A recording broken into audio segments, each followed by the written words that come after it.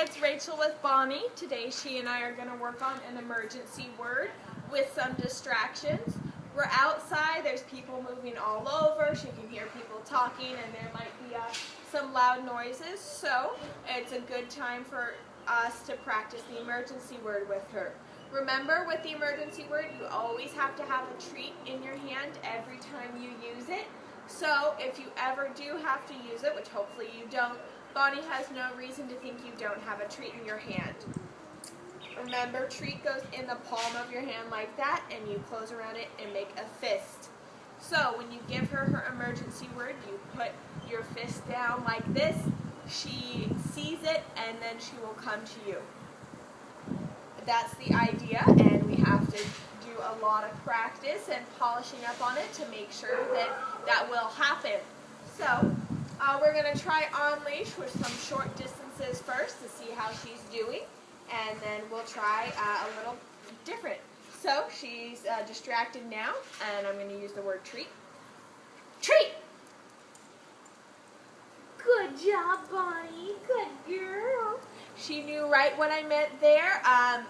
Me saying it nice and loud caught her attention, and also by me bending down and showing her my fist, all of those caught her attention and helped get her to come to me.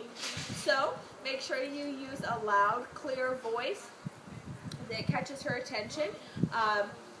Usually we use like a high-pitched, fun voice for training, but you don't want to sound like you're shouting to where you are angry with her, but nice and loud, different from your normal voice.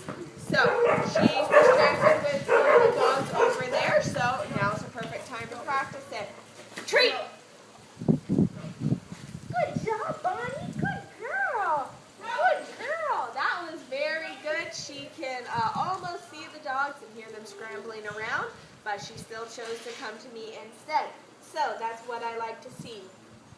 Now I'm going to drop her leash so that I can get a little bit farther from her and see how she does coming a longer distance. I noticed that she is coming a bit slowly, and so we want her to do it quickly and see if she slows down or gets distracted from coming a longer distance. So she's following me, and now over there. Treat! Good job, Bonnie. Good girl. Good girl. Now, remember when you use this word, get her to come all the way to you like this so you can get hands on her and grab her collar. Now, if she were to just come far enough for you to hand her the treat like this, by the time you reach for her to try to get her collar, she could move by then, and she could get away. So that's important because when you use an emergency word, it will probably be in a time where she might be super excited, distracted, or even frightened, and so she might want to get back to whatever was distracting her or try to get away. So it's important that you practice her coming all the way to you so you can get hands on her and safely get her. So I'm going to try again with some more distance. She likes to follow me though. Treat!